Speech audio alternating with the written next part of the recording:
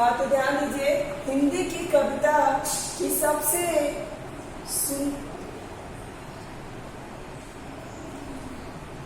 कोई बात नहीं बेटा, अगर आपको आपकी आवाज हम नहीं सुन पा रहे पर मेरी आवाज आप जरूर सुन पा रहे होंगे। ठीक है, तो चैट बॉक्स में मेरी आवाज आ रही है नहीं आ रही है ऐसा और नो में लिख दीजिए। ठीक है, अब मैं चैप्टर समझा रही हूँ, बीच में आप परेशान मत होना। तो देखो दिया है कि हिंदी की कविता सबसे सुंदर पंक्तियों में यह लिखा है कि जिसके कारण धूल भरे हीरे कहलाए, है ना। कहते हैं कि जिसके कारण धूल भरे हीरे कहलाए।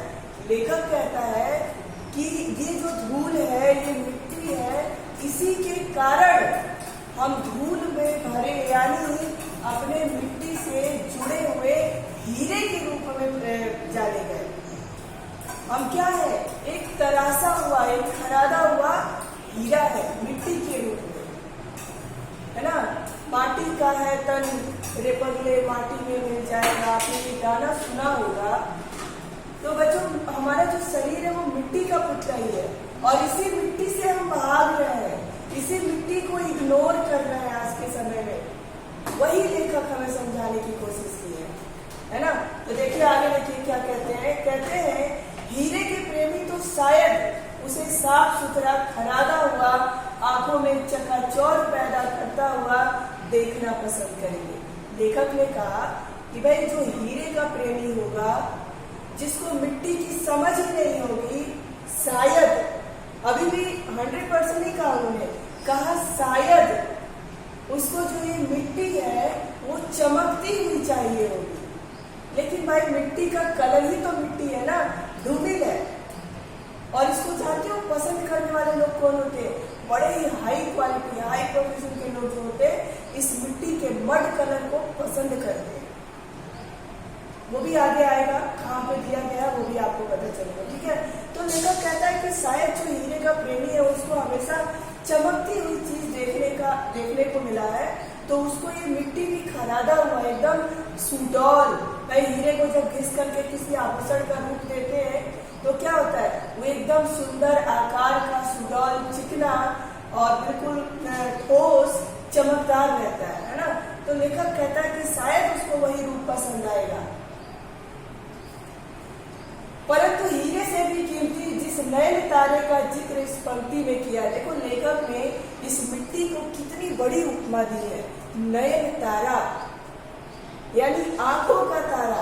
भाई जीवन में हमारे शरीर में सबसे इंपॉर्टेंट हिस्सा क्या है? हमारा आंख है। हम इसी आंख से सब कुछ देखते हैं, है ना। तो वो नयन तारा बता रहा है, कह रहा है कि आंखों की तरह से प्यारा, उससे भी कीमती कुछ चीज है। और वो कीमती क्या है? मिट्टी है।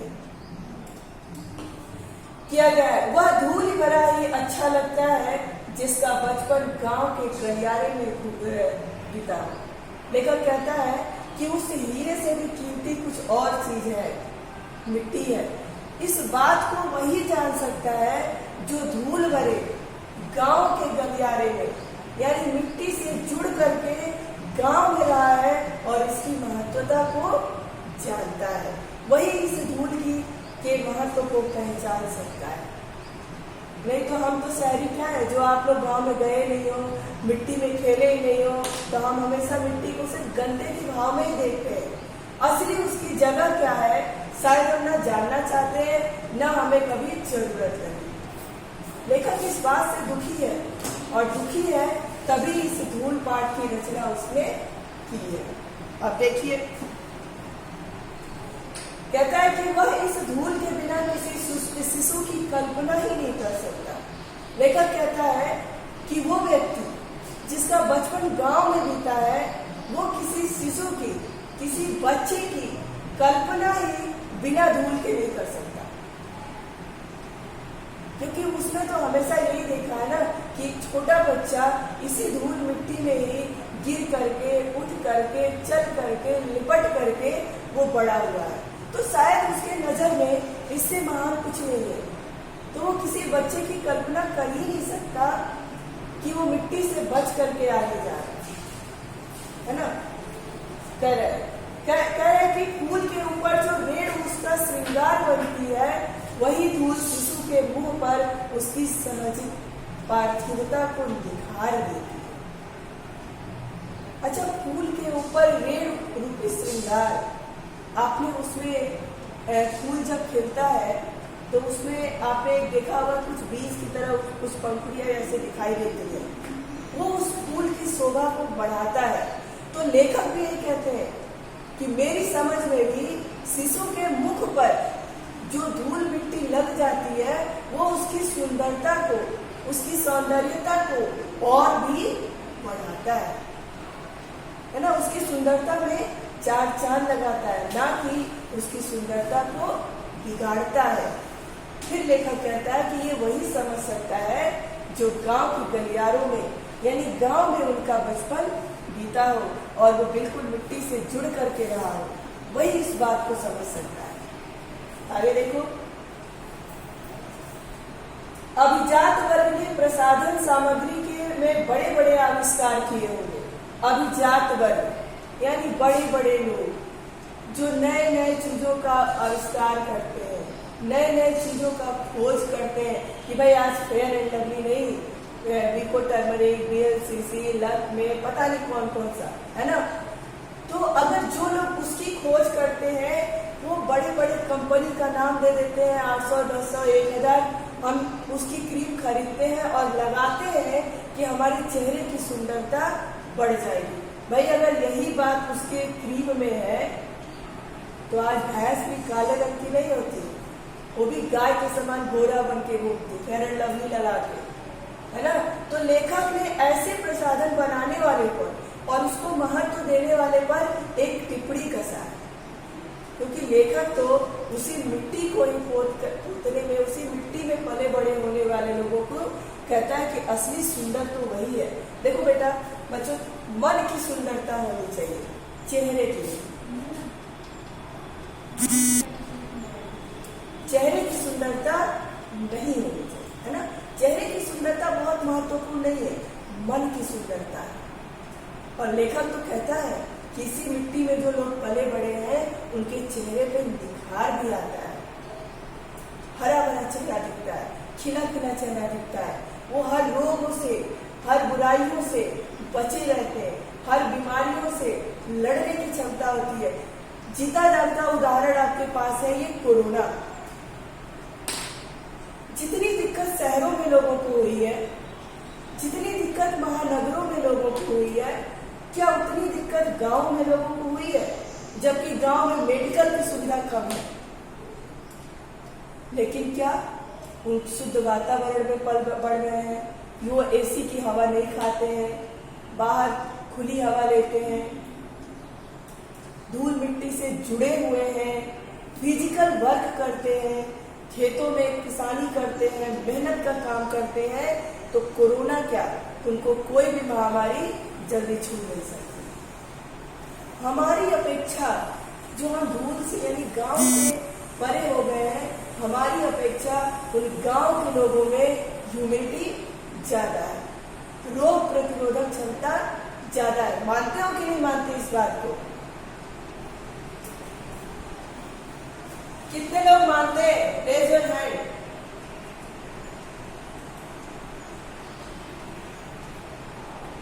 बिल्कुल, है ना। तो उनकी रोग प्रतिरोधक क्षमता ज्यादा होती है। लेखक ने अपने इस मूल में ऐसी ही चर्चा की है। हाँ बेटा, यस यस, वेरी गुड, ठीक है। हाँ, अब आगे देखिए, आगे देखिए। अच्छा, अभी तक जो मैंने पढ़ाया वो आपको समझ में आ रहा है ना कि मैं क्या बताना चाहती हूँ, लेखक क्या बताना चाह रहे हैं? ओके, ठीक है। अब आगे सुनिए, अब आगे सुनिए प्लीज। हो गया yes ma'am, yes ma'am, no ma'am, हो गया। अब आगे सुनिए। कहते हैं, अब देखो लेखक मुद्दे की बात पे आ रहे हैं। Please Ayush Yadav, mute yourself. बेटा चैप्टर आगे कंटिन्यू करने दो, बीच में मत बोलो। कुछ पूछना होगा तो मैं पूछ लूंगी, आप सिर्फ सुनो अभी। अब देखिए लेखक ने क्या कहा। अभी तक तो वो मिट्टी के महत्व को समझा रहा था और कैसे हम उसके महत्व को इग्नोर करते हैं उस पर चर्चा कर रहे हैं। देखिए क्या कह रहा है, कह रहा है कि हमारी सभ्यता इस धूल के संसर्ग से बचना चाहती है। हमारी सभ्यता अर्थात जो अब की जनरेशन है, प्रेजेंट टाइम में जो हम लोग चल रहे हैं, हम इसके संपर्क में, संसर्ग यानी धूल के संपर्क में आने से बचना चाहते हैं। हम बिल्कुल नहीं चाहते कि हमारे पैर जमीन पे पड़े। हम बिल्कुल नहीं चाहते कि हम मिट्टी के स्पर्श में आए। एक बार मिट्टी हमारे हाथों में लग जाती है, हम 20 बार हाथ धोते हैं, है ना। ये नहीं कहता लेखक कि आप मिट्टी पोंछ के चलो। लेखक ये नहीं कहता कि मिट्टी पूरे शरीर पर लगा के चलो, लेकिन मिट्टी को गंदा मत करो। लेखक बस इतना चाहता है। वो ये नहीं कहता कि आप मिट्टी में सने रहिए, कीचड़ उचड़ लगाए रखे रहिए, नहीं। बस वो ये कहता है कि उसका मजाक मत उड़ाओ, उसकी बेइज्जती मत करो।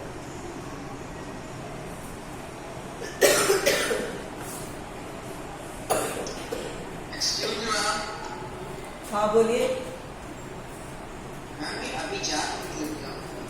अभिजात मतलब होता है जो नए नए प्रसाधन, नए नए सौंदर्य के उपकरण जो बनाते हैं, जो बड़े लोग हैं, है ना, उसकी बात कर रहा है।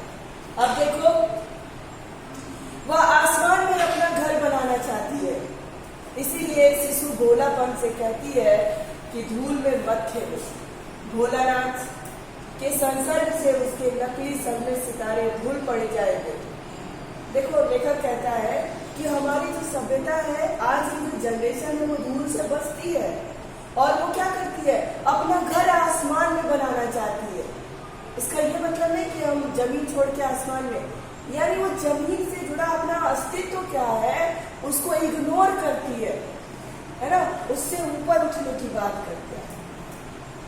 गलत ये नहीं है कि आसमान में घर बनाओ, गलत क्या है कि जिससे हम जुड़े हैं उसको इग्नोर करना। तो लेखक यही कहता है कि वो हवा में, आसमान में, भाई लोग हम कहते हैं ना, जब किसी को व्यंग मारते हैं, टॉन्ट मारते हैं, तो हम क्या कहते हैं, बहुत आसमान में उड़ रहे हो। तो इसका मतलब ये थोड़ी कि उसके पंख लग गए। वो अपनी भावनाओं से, विचारों से आसमान में उड़ रहा है। जो हकीकत है उसको वो समझना नहीं चाहता है। तो लेखक भी वही कह रहे हैं कि हमारी जो सभ्यता है, आज की जो जनरेशन है, वो धूल से बचना चाहती है, अपनी जमीन से नहीं जुड़े रहना चाहती है, उसका अस्तित्व क्या है उससे बचना चाहती है, और हवा में उड़ रही है, आसमान में उड़ रही है ना। ऐसा उन्होंने कटाक्ष किया एक तरह से। फिर कह रहे कि इसीलिए शिशु भोलानाथ से कहती है धूल में मत खेलो। भोलानाथ एक व्यक्ति है, शिशु है, तो वो कहती है कि भाई तुम धूल में मत खेलो। भोलानाथ के संसर्ग से उसकी नकली सने सितारे धुंधले पड़ जाएंगे। कह रहा है कि भोलानाथ कह रहा है कि भाई धूल में मत खेलो, उससे दूर रहो, नहीं तो जो आपके कपड़े में सलमे सितारे है ना लगे हुए हैं, वो सब धूमिल पड़ जाएंगे, यानी मिट्टी लग जाएगी तो वो गंदे हो जाएंगे। अब कहीं ना कहीं वो भूल जाती है। यशिका चौहान, यशिका चौहान, यशिका चौहान, ये किस क्लास की? अच्छा, ओके। यशिका बेटा, अगर आज आपके पास यूनिफॉर्म नहीं है तो next day white shirt, white T shirt आप पहन के तब क्लास अटेंड करना, नहीं तो स्कूल के टक शॉप से आप अपना यूनिफॉर्म परचेज कर लो। आज के लिए अलाउ है बेटा, मंडे से नहीं, ठीक है, मंडे से नहीं, ओके। तो कहते हैं कि जो कपड़े में सलमे सितारे लगे हैं वो क्या हो जाएंगे, गंदे हो जाएंगे। लेखक मन ही मन कहता है कि कितने मूर्ख हैं ये, मन में कहता है, यहाँ पे है नहीं, है ना, तो धूमिल पड़ जाएंगे। फिर लेखक कहता है कि जिसने लिखा था, एक पंक्ति लेखक को याद आई कि जिसने लिखा था धन्य धन्य है वे नर मैले जो करत गात कनिया लगाए धूरी ऐसे लड़कान की। लेखक कहता है कि धन्य है वो लेखक जो एक समय तो कहता है कि धन्य वो शरीर है जो बचपन में क्या कर रहा है, कनिया यानी धूल मिट्टी कीचड़, कनिया कीचड़ है ना, में निपट करके खेल करके बड़ा हुआ है। और फिर लेखक कहते हैं कि अगले ही पल उसने उस शरीर को गंदा भी बता दिया। एक बार तो उसने कह दिया कि धन्य है वो व्यक्ति जिसका बचपन कीचड़ में, उस धूल गलियारे में बीता और क्या कर दिया, मैला शरीर बता दिया। एक बार उसको महत्व दे दिया और अगले ही पल क्या कर दिया, मैला बता दिया, यानी गंदा। भाई कीचड़ लगेगा तो शरीर गंदा दिखेगा ना। तो एक बार तो मैंने उसी शरीर की प्रशंसा कर दी कि जो धूल भरे हैं, और अगले ही पल हमने क्या कर दिया, उस शरीर को मैला भी बना दिया। तो लेखक कहता है कि धन्य है वो लेखक, धन्य है वो कवि जो ऐसा लिखता है। आगे देखिए, कहते हैं उसने भी मानो धूल भरे हीरे का महत्व कम करने में कुछ उठा न रखा था। लेखक कह रहा है कि जिसने ये बात लिखी थी कि धन्य धन्य वे नर मैले जो करत गात कन्या लगाए धूल ऐसे लड़कान की। तो लेखक कहता है कि मुझे ऐसा लगता है कि धूल भरे हीरे को उसने भी कुछ उठा नहीं छोड़ा, यानी उसने भी तुच्छ समझने में, कोई बात छोटी समझने में कुछ कमी नहीं रखी। लेखक ऐसा टोंट मारता है उस कवि पे, कहता है कि एक समय एक बार तो आप कहते हो कि ये शरीर धन्य है जो धूल मिट्टी में खेल करके बड़ी हुई है, और अगले ही पल उस शरीर को मैला बता रहे हो। तो कहीं ना कहीं इनडायरेक्टली आप धूल वाला जो धूल रूपी हीरा है उसको कमी निकाल रहे। उठा करना मतलब, उठा ना रखना मतलब, उठा ना रखना मतलब कि कोई कसर नहीं छोड़ी उन्होंने इस धूल को अपमानित करने में। लेखक ऐसा कह रहे हैं। फिर क्या कह रहे हैं, कह रहे धन्य धन्य में ही उसने बड़प्पन को विज्ञापित किया। लेखक कह रहा है कि धन्य धन्य जो शब्द था उसमें उस कवि ने अपने बड़प्पन का प्रचार किया, विज्ञापित किया, यानी अपने बड़प्पन का परिचय दिया। फिर मैंने शब्द से अपनी हीन भावना को भी व्यजित कर दिया। कह रहा है कि धन्य बना करके तो उस लेखक ने अपना मतलब एक परिचय दिया कि भाई मैं कितना अच्छा हूँ, लेकिन अगले ही पल उसने अपने छोटी सोच को भी दर्शा दिया मैला शरीर कहकर। लेखक कहते हैं, है ना, हीन भावना व्यंजित कर दी, और उस मैले यानी मिट्टी के प्रति अपनी हीन भावना उन्होंने क्या कर दी, व्यंजित यानी जता दी। अब देखो, अंत में ऐसे लड़कान कहकर उसने भेद बुद्धि का परिचय भी दे दिया। कह रहे कि और अंत में उस पंक्ति में ऐसे लड़कान यानी क्या है, ये बचपना अपने भेद बुद्धि का यानी छोटी बुद्धि का परिचय भी दे दिया। अभेद बुद्धि जिसमें कोई भेद नहीं है, उसका भी परिचय उन्होंने क्या कर दिया, दे दिया। वह हीरो का प्रेमी है, धूल भरे हीरो का नहीं। लेखक कहता है कि ऐसे लोग, ऐसे कवि वो मिट्टी रूपी हीरे के प्रेमी नहीं है, वो उस पत्थर रूपी हीरे के प्रेमी है जो सिर्फ उसको चमकता हुआ और खरादा हुआ देखना चाहते हैं। भाई मिट्टी को आप कितना चमका सकते हो, मन से चमका सकते हो, उसके रंग रूप से उसको चमका नहीं सकते हो। लेकिन जो हीरे का प्रेमी होता है, अच्छा बताओ हीरा आपके किस काम आएगा, सिर्फ आभूषण बनाने के काम आएगा, है ना, लेकिन और चीजें तो उससे नहीं मिलेंगी ना। हाँ बोलिए आयुष, आयुष, आयुष आपका नेटवर्क प्रॉब्लम है, आपकी आवाज नहीं आ रही है, प्लीज माइक म्यूट करिए, आगे सुनिए, पढ़ाने दीजिए। फिर कहते हैं प्लीज पढ़ाने दो, आयुष पढ़ाने दो, बाद में अपने डाउट पूछ लेना बेटा, पहले चैप्टर कंप्लीट करने दो। Mute your mic. अब देखो, कहते हैं कि शिशु भोलानाथ के संसर्ग से तो मैंने जो खरगाह की नौबत आई, अखाड़े की मिट्टी में सनी हुई देह से तो कहीं उबकाई ही आने लगी। लेखक कहता है कि भाई उन्होंने अपने लेख में तो लिख दिया कि मैला शरीर है ना, वो क्या है, बचपना है जो हम अपने शरीर में मिट्टी, धूल मिट्टी के साथ बड़े होते थे, तब तो उसको अखाड़े की मिट्टी को देख करके उबकाई ही आने लगी। ये टोंट मारा कवि ने उस लेखक पे जिसने धूल भरे शरीर को मैला कहा। कहता है कि जब ये मतलब मैले हमारे शरीर में धूल मिट्टी लग जाए तो उस शरीर को ये मैला कह रहा है, तब तो भाई वो जो अखाड़े की मिट्टी है उसको तो देख करके उसको काई आने लगेगी। तो वो धूल भरे हीरे का प्रेमी नहीं है।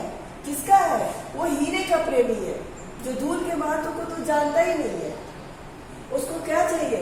चमकदार चाहिए, चमकता हुआ चाहिए, है ना। कोई नचीली चीज नहीं चाहिए उसको, कोई ऐसी चीज नहीं चाहिए जिससे हम जुड़े हो, हमारा जड़ है ना। ऐसे लेखक पे, कवि पे उस लेखक ने क्या किया? मतलब अपने शब्द रूपी बाण से प्रहार किया। कोई बताएगा शब्द रूपी बाण क्या होता है? ताने। हाँ, शब्द रूपी बाण अर्थात ताने, टोंट मारा उसने, व्यंग किया हुआ।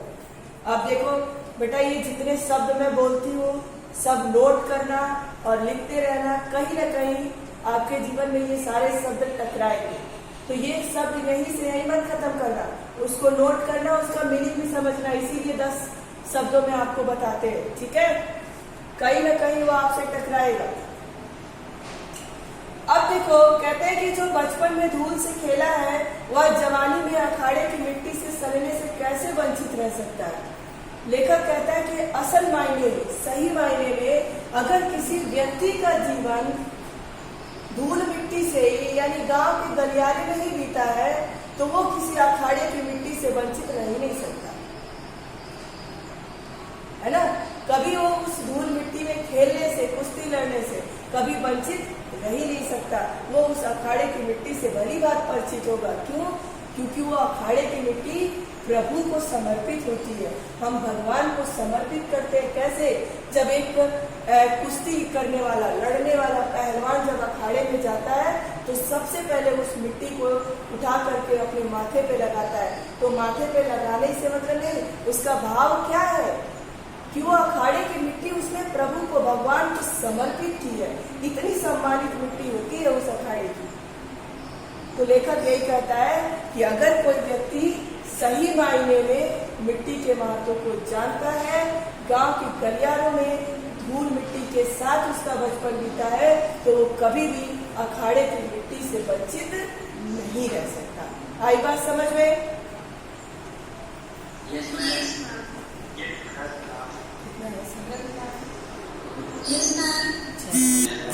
चलो आगे देखो, आगे देखो। हाँ, रहता है तो उसका दुर्भाग्य है। और क्या कहता है कि अगर उससे वंचित वो रह भी जाता है तो ये उसका दुर्भाग्य है और कुछ नहीं, है ना। अभी एक क्वेश्चन आया था ना कि लेखक ने किस तरह किससे वंचित रहना दुर्भाग्य बताता है, ऐसे कोई प्रश्न था। तो उसका आंसर यही होगा। बुक आपने लिया है तो अंडरलाइन कर लीजिए।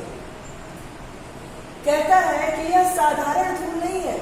अभी हमने आपको बताया ना कि वो भगवान को समर्पित होता है, तो लेखक कह रहा है कि वो साधारण धूल नहीं है, वरन तेल और मट्ठे से सिंचाई हुई वो मिट्टी है जिसे देवता पर चढ़ाया जाता है ना, जिसे भगवान पर चढ़ाया जाता है। संसार में ऐसे सुख दुर्लभ है, पसीने से तर बदन पर मिट्टी ऐसे फिसलती है जैसे आदमी कुआं खोदकर निकला। लेखक कहता है कि पसीने, भाई कुश्ती लड़ते समय एनर्जी वेस्ट होती है तो पसीना आता है ना, और जब पसीना आता है तो शरीर फिसलता है। तो क्या करते हैं पहलवान? उस धूल भरी उस मिट्टी को, अखाड़े की मिट्टी को अपने शरीर में पोतते हैं। तो ऐसा लेखक ऐसा कह रहा है, मानो ऐसा लगता है कि कोई व्यक्ति कीचड़ भरे कुएं से बाहर आया, ऐसा लगता है, ऐसा प्रतीत होता है ना। लेखक ने ऐसी कल्पना की है। कहता है कि हाँ,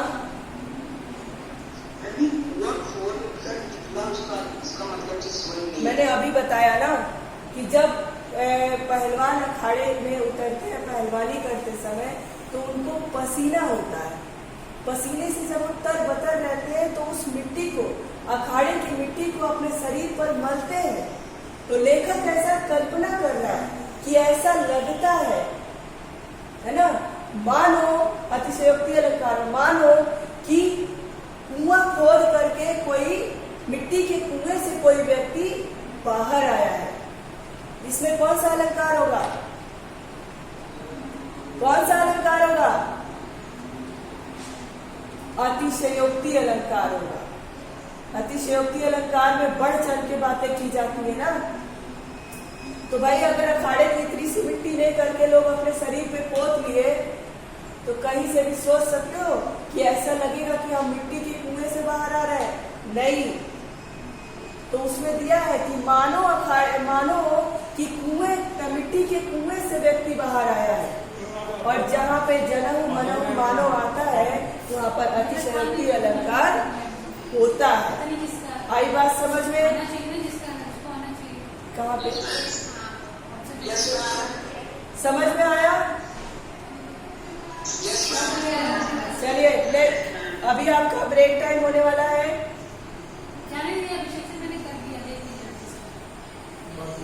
ब्रेक टाइम हो गया। ऊपर से